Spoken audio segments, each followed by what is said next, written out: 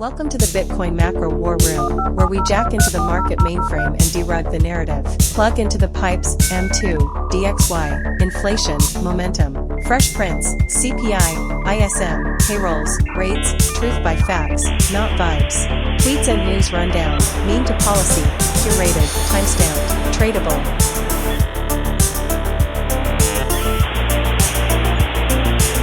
Welcome, you've got mail. Copium not included. Roll the tape, let's invest like it's 1999 but with better charts. Welcome back. It's Friday. You know what time it is. We have a ton of data to go over, a bunch of charts, a bunch of spicy tweets. We're going to talk about Mr. J. Powell potentially giving us the liquidity that we needed. And I think things are looking up. We're going to go over my portfolio, the system. I've been aggressively DCAing. I plan to be fully in probably before Christmas hits, but we'll see what happens next week. Regardless, ton of data. Let's just jump right into it. We're going to start off with the main chart. And the main thing to note here is that we have seen a slight uptick. It's at least holding this area here for the regime tracker, which is good. The ISM print, which was terrible, is the only thing that is keeping this drag down. In good news, global liquidity up here, my measurement, has broken out to new all-time highs. This is going to take some time to filter down through the system, but overall, very bullish in terms of liquidity. And we'll talk about what Powell said at the presser and why it was so dovish and what that means for our bags, because I think starting in January, we're really going to be seeing some potentially parabolic moves in some of these assets. So let's get into some more of the charts. Short term, nothing really to glean here for Bitcoin. I mentioned last week that you really want to see this be a higher low. And so far it's played out that way. I think we really need to hold here unless we're going to get another retest sort of the bottom of the range. But I'm not really a short-term trader, so we can continue. High time frame, the Bitcoin trend is still bearish. So keep that in mind. Still bearish on a high time frame. That is why I have not really done much DCAing into Bitcoin, if at all. I'm waiting for the trend to flip, and I have some other indicators that I'll share on my X regarding when I think it would be a good time to get in for that. Again, not financial advice, but you know what it is. I'm just sharing my views on this. On a positive flip side is that my tactical macro indicator that has 25 inputs in it, the one I trust the most, you can see has gone green. So double confirmation. Institutional research has been risk on for about a week. Mine that I've back tested and I trust has gone risk on as well. So that kind of gave me the green light. I was really waiting to see what Powell would say at the FOMC today, 2 days ago, to figure out what my plan was. And again, it was very dovish. We'll take a look at that when we take a look at some of the tweets. But regardless, all systems are go at this point. Now, I did want to share this chart. This is just something I'm actively working on. This is my own version of the volatility adjusted momentum signal that some of the institutional research uses. And I'm working on kind of tweaking it. This is going to be an ongoing thing. I've tried so many indicators at this point. I've written my own. I've tried other people's. I've tried optimizing them. This was probably the best one I found so far. Still have a lot of work to do, but I was pretty happy with this one in terms of catching the trends. Don't worry about the background coloring here. What you really want to see is this fast moving average turn green or red for your signal to really hit. Cool. So you can see right now for stocks anyway, bullish trend above all the filters, above the MAs, pretty positive. And on the liquidity front, I think it's super positive as well. Let's now dive into some of the data for this week with the charts out of the way. And honestly, not a huge week. We had JOLTS, job openings, ADP, obviously, employment cost index. The most important thing was the FOMC meeting. So they did cut rates by 25 basis points. Cool. We know that it's old news at this point. But what Powell said about the RMP, we'll get into in just a couple of minutes, and why the Treasury buying 40 billion a month is actually more bullish than it seems. And we'll break all that stuff down. But let's take a look really quick with the data out of the way since there wasn't much. I actually want to see what's coming up next week for Christmas. So we have flash manufacturing, flash services, retail sales. So a couple of PMI numbers. So we do have the CPI numbers next week, which will be important in terms of inflation, and the Empire State Manufacturing Index. Cool. So again, outside of the FOMC, not much data to look at. Let's take a look at the rate odds. And for January, which is the next meeting, January 28th, there is currently a 24.4% chance that they will cut again. For March, it's almost 50-50. So basically, we're pricing in potentially one more cut by March. I think this will skew a little bit as we get into the new year, but we'll see. I don't think it's something we have to worry about at this point. It's just kind of interesting to look at. With that out of the way, I did want to note this. This was a comment I left on Michael Howell's Substack Capital Wars. I'll read it out really quick. Overall, a very positive FOMC in my view. Fed could have continued to be asleep at the wheel, but they're clearly somewhat awake, whether they want to admit it or not. If the Fed stabilizes the ship now via RMP, it allows the banks to aggressively expand their balance sheets in April via the ESLR, which is a different tool that they're using in terms of repo. In my opinion, the range-bound view might be too conservative. If private credit creation accelerates, private credit meaning through banks or the shadow banking system. So we'll get into some more details around this stuff when we get into the tweets towards the end. But I did want to take a look because we've been looking at the TGA. We looked at it last week and it had this little spike. Well, now we've had a significant drop off. Almost 100 billion has come off. Sorry, 100 million, excuse my French there, has come off in the TGA. So they have begun draining the TGA. I don't think we're going to see much more in terms of the drainage, quote unquote, but towards the end of the year, we'll have a better idea of sort of where they plan on stabilizing this. Cool. TGA, all that stuff out of the way. Let's take a look at the system and probably what you're here for. And lo and behold, we are still risk on. Overall, risk on. Most important thing to note here is that the Bitcoin trend is still bearish. This has not changed. Now, I have added, for some people that watch this show, I'm assuming are also into stocks, I have added something for the S&P, and the S&P 500 is bullish at this point. Macro Regime Tracker and Global Liquidity are bullish. In terms of the momentum and trend for Bitcoin, we already went over it. It's bearish. Nothing here really changed. PVR is still bearish as well. So regardless, we're risk on at a high level. Bitcoin, though, still struggling to get into a bullish trend at the moment. And we can take a look at some of the on-chain metrics, but nothing here really stood out too much in my eyes. I did want to look at the macro heat phase, which has bottomed just a little bit, but you really want to see some positive outperformance there. Sharp ratio still in the green. Adjusted Nupal still in the green zone. You can see long-term holders have stopped sort of selling here, which is a good sign. You really want to see them start to actually do the reverse, which is buying. Outside of that, realized price, market cap 30-day change has spiked a little bit, so we could potentially see a bullish trend there. Smart DCA is now not signaling anymore, so that's a decent sign of a potential bottom being formed. And for the liquidation heat maps, honestly, I looked through these right before I started the show.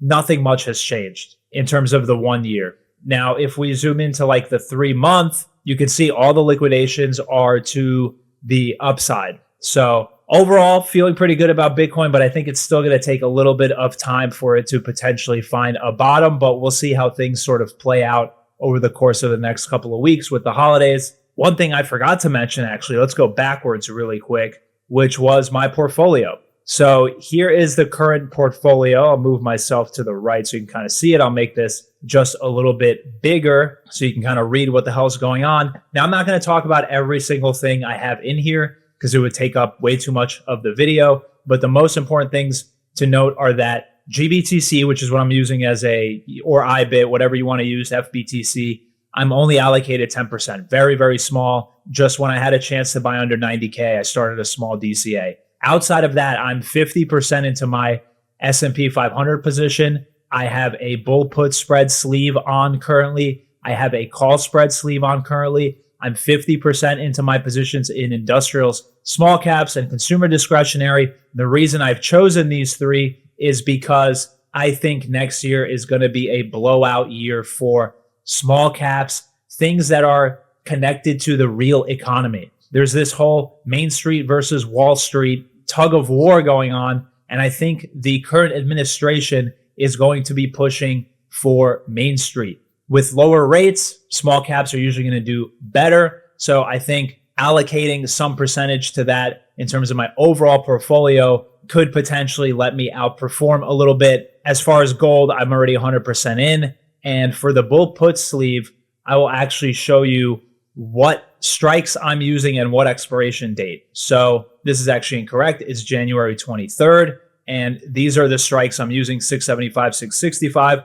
So basically for every contract that I'm doing, I make 180 with a potential loss of 820. So it's basically a 5-to-1 bet. I have a whole nother video on this strategy. You can go check that out. I'm not going to spend too much time on that. So this is basically my current portfolio structure. What I'm waiting on is for Bitcoin to go bullish trend before actually allocating fully to it. For SPY and the rest of the small cap stuff, I plan to be in fully allocated by either the end of next week or the end of the month. Cool. With all that stuff out of the way, we talked about the liquidation maps, all that jazz. We can take a look at some of the tweets today because we have a lot to get through. So the first one is actually mine. Now, this is from before the FOMC. So I wanted to call this out because things have now changed. Before the FOMC, my view was unless the Fed comes in with some kind of asset purchase bazooka, unlikely we should expect to see more volatility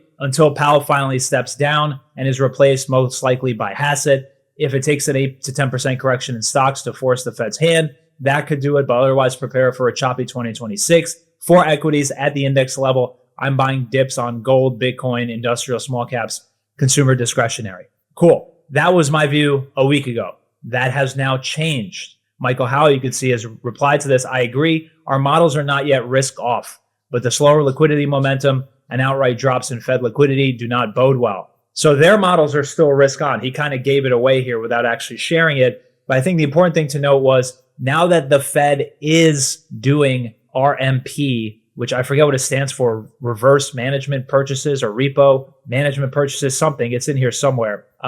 Regardless, what they're doing is they're buying short-term treasury bills at $40 billion a month starting today, Friday, December 12th. They're starting this today. So regardless, this is not my view anymore. Now, did they do a purchase bazooka? No, I don't think this is that much in terms of actual nominal terms, but it opens the door for things coming up later like the ESLR, lowering sort of ratio requirements for banks to begin lending out again more aggressively. So I think overall very, very positive. So with that out of the way, we can take a look at this. This is from Trader Main. These red lines were the last 4 times full on QE happened, not stealth QE or any of that shit. Hundreds of billions to trillions of buying rates at these periods were 0 to 0.25%. Now, clearly, we're in a different environment. We're not at 0% interest rates. We are at 3 point whatever percent.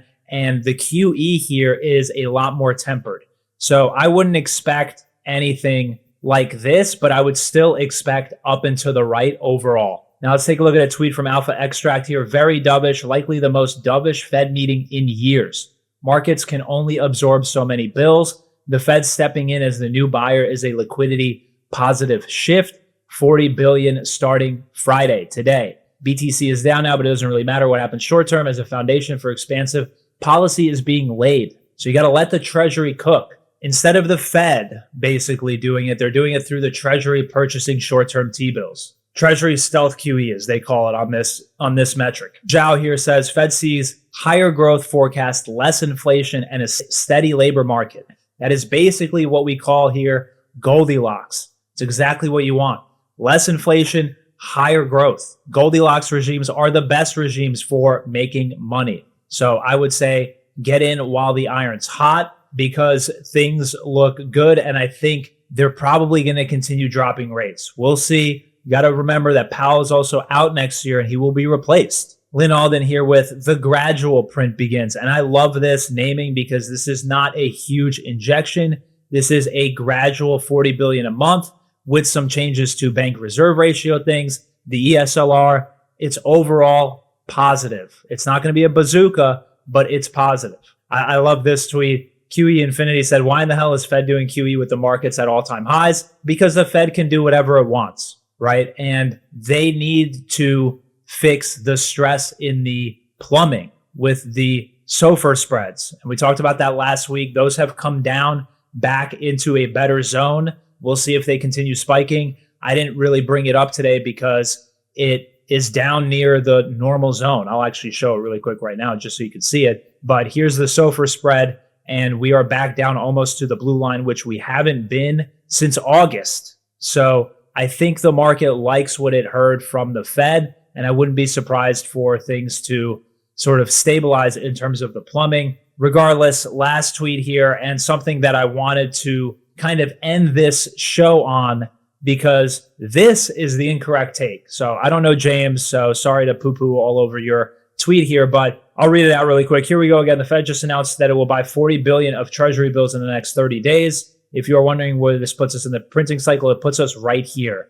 And no, it does not. Okay, this is pre-COVID. Okay, and then you see this huge COVID spike. We're not getting anything like this. If anything, we're getting something like here in 2010, a very gradual print. And I actually wrote a tweet about this. So sharing my own stuff, my own content, 40 billion a month is tiny compared to 2020 QE injection, 3.5 trillion in a year, and 2018 to 2014 QE rounds, which had 3 trillion over 6 years. So this new program won't create a vertical spike. It will create a slow incline. One nuance is that the net effect on liquidity also depends on what's happening with the RRP, the reverse repo, the TGA, which we look at, bill issuance, but in pure ALCL terms, ending QT plus adding 40 billion a month is an upward slope on the chart. So debunked. Don't think about stuff like this.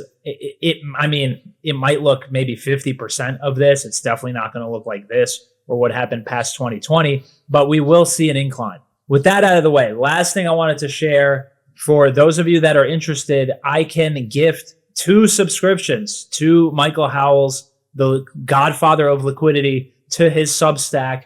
If you would like to get a sub, post a comment. I will reply to it. You'll send me your email. If you win, I'll randomly pick 2 comments and I will send you a subscription to Michael Howell's Capital Wars. You'll have a free 1-month sub. So at least for those of you who do watch these videos to the end, hopefully that's a little Christmas gift, a free 1-month sub. I think this costs like 50 or 60 bucks a month. It's a lot. It's kind of crazy, but I think well worth it. Regardless, I hope you enjoy the holidays. I don't know if I'll be recording a video on Friday, but pretty much I think I will for next week. So I will see you again next week. If you made it with me this far, thank you so much for sticking around and watching. I really appreciate it. If you like the video, you know what to do. Not going to ask you for it. And as always, have a great holiday coming up next week. Merry Christmas, Happy Hanukkah, all that stuff. I'll see you again in 7 days. Cheers.